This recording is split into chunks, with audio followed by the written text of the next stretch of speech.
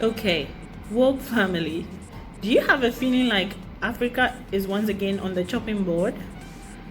But our president Nana Dango Akufo-Addo said that never again should we allow a small group of people with superior technology to take us for slaves again. That I'm sure we understand, we do.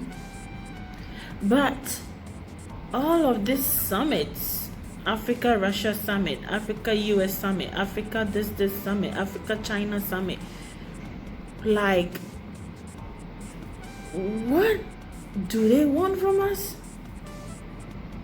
Okay, we know that the slave, I said slave.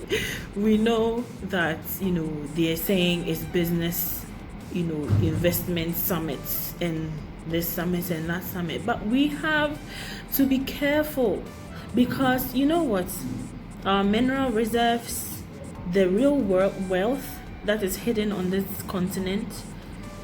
Well, they make all these summits and then they're given the opportunity to come and mine it and take it away. They call it investment, they call it business, but it's a business that benefits just one side.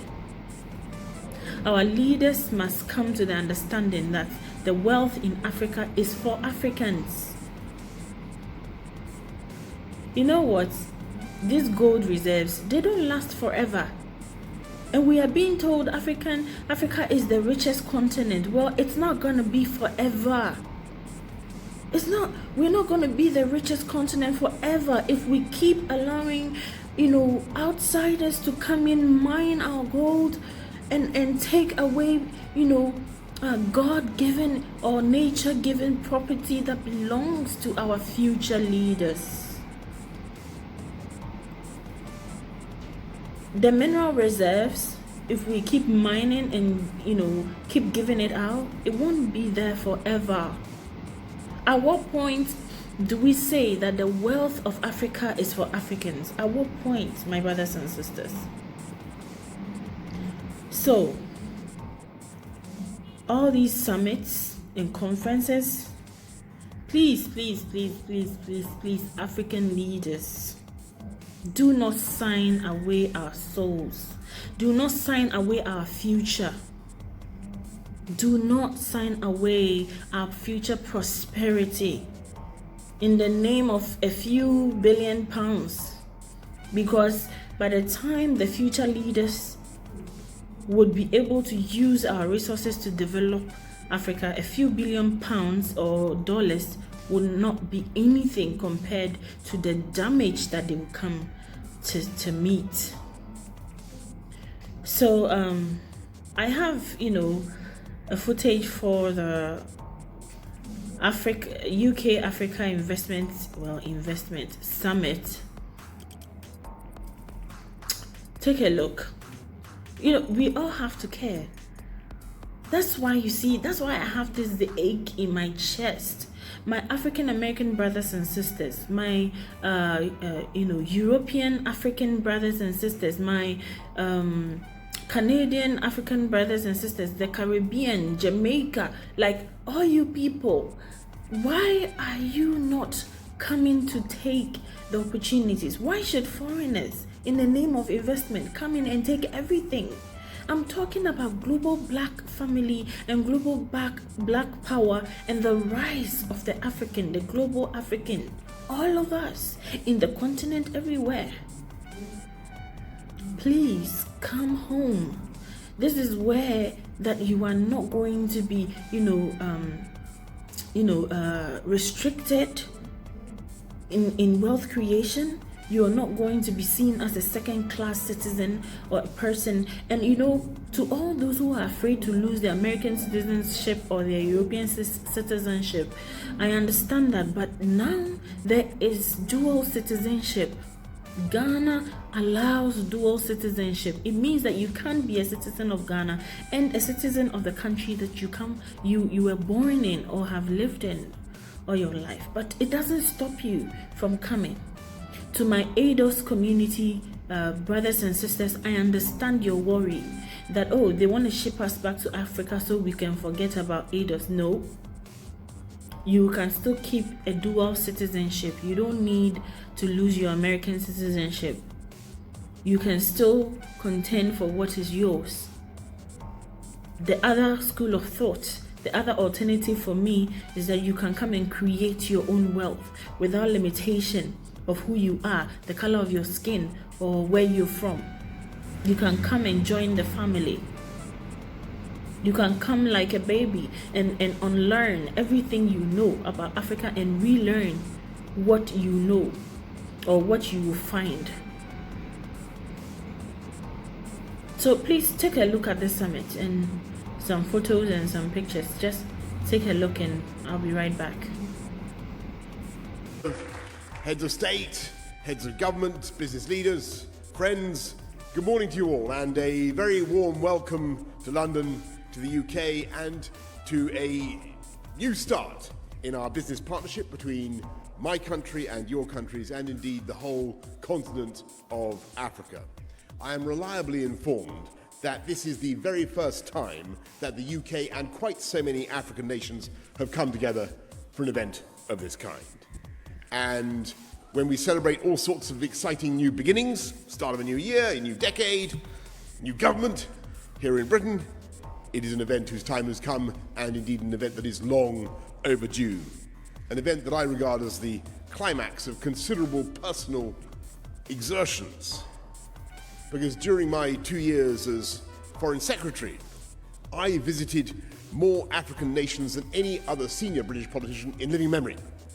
Ghana, the Gambia, Libya, Liberia, Uganda, Nigeria, Cote d'Ivoire, Somalia, Kenya, Egypt, Ethiopia, where in a fit of brilliance, our excellent ambassador decided that I should challenge Haile Gebrselassie to a running race in Addis Ababa at an altitude of 2,355 meters in fierce sunshine over a distance of about a mile. And I had to pretend to have a heart attack in order to get him to slow down, and what everybody said was a very convincing impersonation of a man having a heart attack. And wherever I went in Africa, I found a lot of interest, I'm proud to say a lot of affection for the UK, even a lot of love. But I also realized that we in the UK have a vital job in continuing to convince people across the continent that we're not just a great friend and ally, a reliable ally, but also the people you should be doing business with. We have no divine right to that business. This is a competitive world. You have many suitors. Some of you may be off shortly to sample the delights of Davos. But look today at what we have to offer. Look around the world today and you will swiftly see that the UK is not only the obvious partner of choice, we're also very much the partner of today, of tomorrow, and decades to come. Because the truth is that in 2020, the UK is the ultimate one-stop shop for the ambitious, growing international economy. If you want investment in a new project or enterprise, just hop on the tube, one stop from here, and you'll be in the heart of Canary Wharf, where, along with its older sibling in the City of London, trillions of pounds of capital are being raised for every venture you can think of, from French construction to African telecoms to American cancer-curing drugs. In every currency that you've heard of, and some that have only been recently invented. It may give you some idea of the scale of the financial services in London when I say that Canary Wharf alone is a bigger banking centre than the whole of Frankfurt. We have the tech. We have edtech, midtech, fintech, biotech, green tech, nanotech, tech of all kinds. We have by far the biggest tech sector anywhere in this hemisphere, 2 or 3 times bigger than any of our rivals. And that works in synergy, of course, with our amazing higher education sector. We have more of the world's top universities than any other country outside the United States every year. Thanks to our Chevening and Commonwealth scholarships, their doors are opened to the best and brightest students from every part of Africa. And I'm proud to say today that 1 in 7 of the world's kings, queens, presidents, prime ministers were educated in this country, including the Japanese emperor.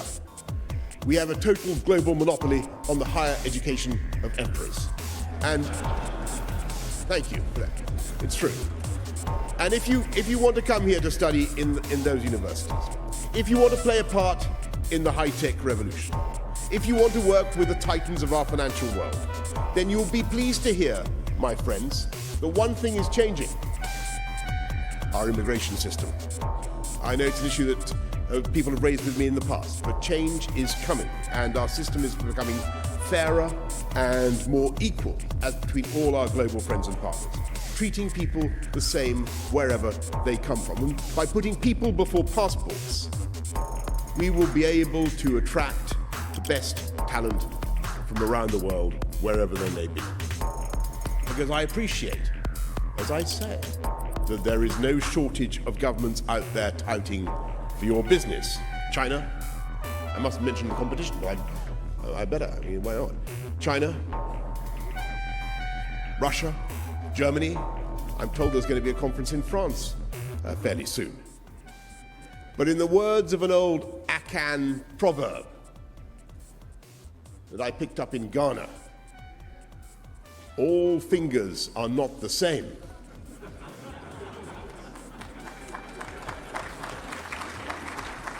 There's wisdom in these Akan proverbs. All fingers are not the same, and all countries are not the same.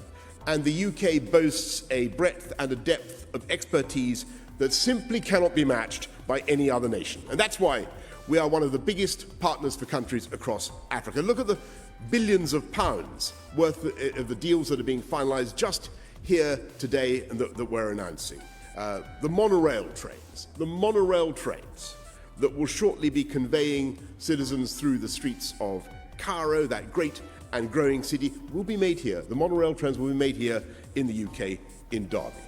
In Nigeria's Oyo state, every street light is being installed with low carbon, high efficiency, low emission diodes from Dorset.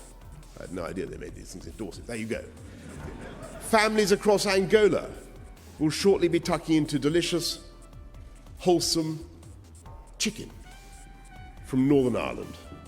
Thousands of tons, millions of birds. For millions of years, the birds of this country have flown south to Africa for the winter. But it's thanks to the miracle of free trade that today our birds go plucked, frozen, oven ready. And at the same time, of course, people, and I think Uhuru Kenyatta asked me this question, the BA planes coming the other way are sometimes quite chilly. A point that the President of Kenya raised with me, and I made representations on his behalf.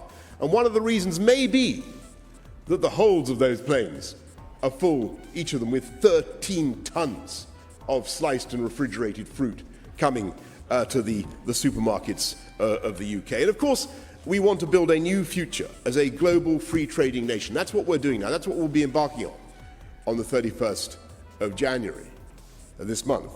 But I want to intensify and expand that trade in ways that go far beyond what we sell you or you sell us. We want to go far beyond that. Though I have just told President Museveni of Uganda that his beef cattle will have an honoured place on the tables of post-Brexit Britain. I want to go beyond. Yes, he's very proud of them, and quite rightly.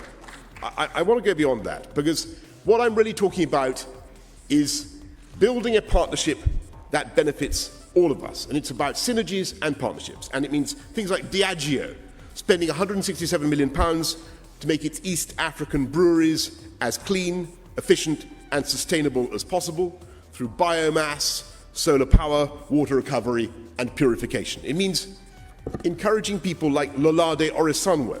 Born in Nigeria, Lolade came to the UK to study at one of our many world-leading higher education institutions. So, armed with an MBA, she headed back to Lagos, and in 2014 helped set up what is now the region's biggest waste processing operation, West Africa ENRG. Every day, yeah, let's hear it for Lolade. Every day, her team scoop up 2,000 tons of rubbish destined for landfill. They sift out the stuff that can be recycled, and then very soon they're going to start using the rest to generate clean electricity for schools and hospitals. And the whole thing is run using mostly British-made equipment, because even if I say it myself, it's the best in the world, and it's backed by UK investors with ongoing research and development support from Lolade's alma mater, Cranfield University. So, Lolade and her team make the local streets cleaner and the global environment greener. They've created 3,000 jobs in Nigeria, the vast majority of them for women. They help keep the order books full for British manufacturers, and the whole operation provides a tidy return for investors both in Nigeria and in the UK. And it's a great example of what the modern UK-Africa partnership looks like. An exchange of ideas, equipment and finance to solve common problems. A relationship that benefits us all and makes a lasting difference. And the same is true of the UK government's £53 million investment at the port of Mombasa, a serious, commercially minded development like many other of our overseas investments in Africa. But rather than being arranged on extraordinarily one-sided terms and delivered by a vast imported workforce, without wishing to cast aspersions on any other potential partner, it was a sustainable deal that created jobs for ordinary Kenyans now and in the future. And it was made all the easier for British businesses to work with and trade with their Kenyan counterparts and vice versa. I'm told that probably partly as a result of what's going on in Mombasa, half of all the tea drunk in the UK comes to us from Kenya. Think of that. Britain without a nice cup of tea is barely worth thinking about, and that means Britain without Kenya is barely worth thinking about. Literally sustained, kept sane and rational throughout the day by infusions of Kenyan supplied tea. Even if it doesn't originate in Kenya, it comes through Kenya, if you see what I mean. Got to be careful about that. And it's the sustainable, forward-thinking nature of that investment in Mombasa that marks us out, I would say, as different from the global crowd. And that kind of sustainable thinking applies to our shared environment every bit as much as it does to our common business interests. Climate change and loss of biodiversity are issues that affect us all. And I know that many of your countries are already on the front line in the fight against both. And I look forward to seeing many of you again when the UK hosts COP26 in Glasgow later this year. And of course, one of the many reasons we were chosen to host COP26 was the incredible speed with which we have cleaned up our domestic energy industry. A decade ago, we were the most carbon-heavy nation in Europe, one of the most carbon-heavy nations in Europe. Today, we're a world leader in offshore wind. We regularly generate more of our electricity from renewables than from fossil fuels, regularly. And we have almost entirely weaned ourselves off coal. But there's no point in the UK reducing the amount of coal we burn if we then trundle over to Africa and line our pockets by encouraging African states to use more of it. Is there? We all breathe the same air, we live beneath the same sky, we all suffer when carbon emissions rise and the planet warms. So from today, the British government will no longer provide any new direct official development assistance, investment, export credit or trade promotion for thermal coal mining or coal power plants overseas. To put it simply, not another penny of UK taxpayers' money will be directly invested in digging up coal or burning it for electricity. And instead, we're going to focus on supporting the transition to lower and zero carbon alternatives. First, by helping you to extract and use oil and gas in the cleanest, greenest way possible, and we're world leaders in that and have much to share, but also by turbocharging, if turbocharging is a word I can use in the context of low carbon energy technology, our support for solar and wind and hydro and all the other carbon-free sources of energy that surround us and are just waiting to be harnessed. If I can't say turbocharging, what can I say? We're going to deliver an electroconvulsive lightning bolt through our renewables energy in industry. That process is already underway because a whole host of British companies are already working with national governments across Africa and around the world to increase renewable capacity. And there's a huge myth about this. People say that you've got to choose between reducing emissions and raising economic growth. And look at what happened here in the UK. Actually, we have cut CO2 emissions by 42% since 1990, and yet GDP has gone up by 67%. And we stand ready to help you do the same, tackling the causes of climate change while also delivering the power needed to unlock the potential of all our people. And what an incredible potential that is. Africa is a continent of amazing, independent and diverse nations, but you have some things in common, clearly.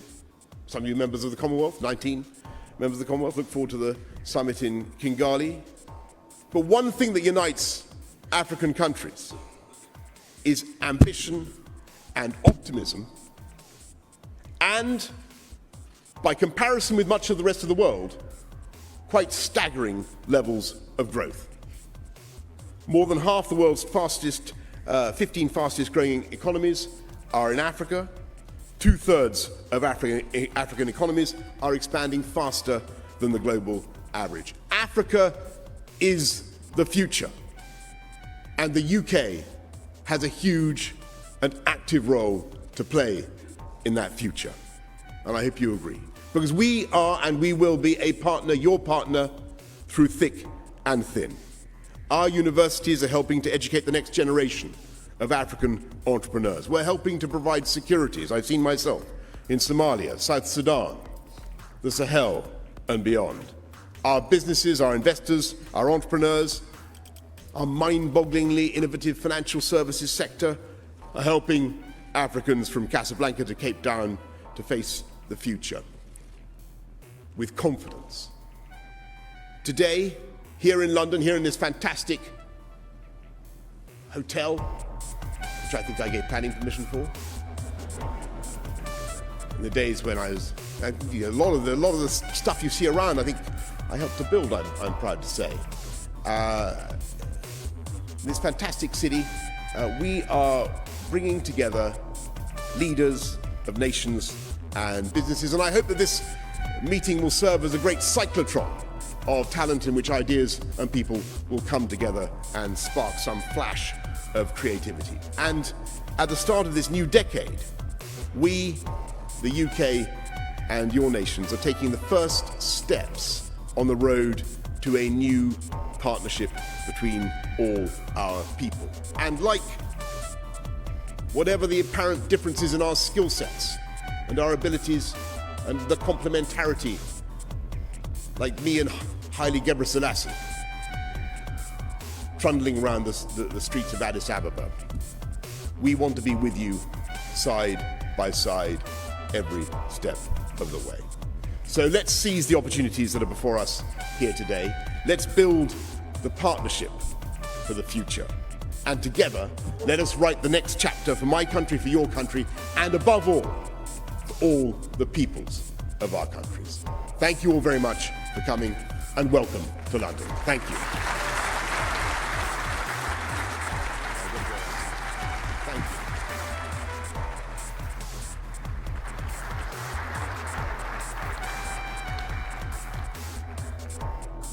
Synergies and UK-Africa partnership. Thank you very much, Mr. Prime Minister. So you see, family, they come in with all the nice words and, but Africa is not an island. Africa cannot exist as an island. We have to work with the rest of the world. Except that we will give ourselves what is good, because they will come and push their interests, not ours. So when we get together, we band together and we decide to do what is in our collective interests, touch the areas that are important to us on the continent. Imagine how powerful and strong we will become. If you won't come and take your place, we can't force it on you. But just remember that the Africa that could have been our utopia would be taken over by people we don't even know. People who come here not because they want to do us any good, but they want to come and serve their interest and their interest alone.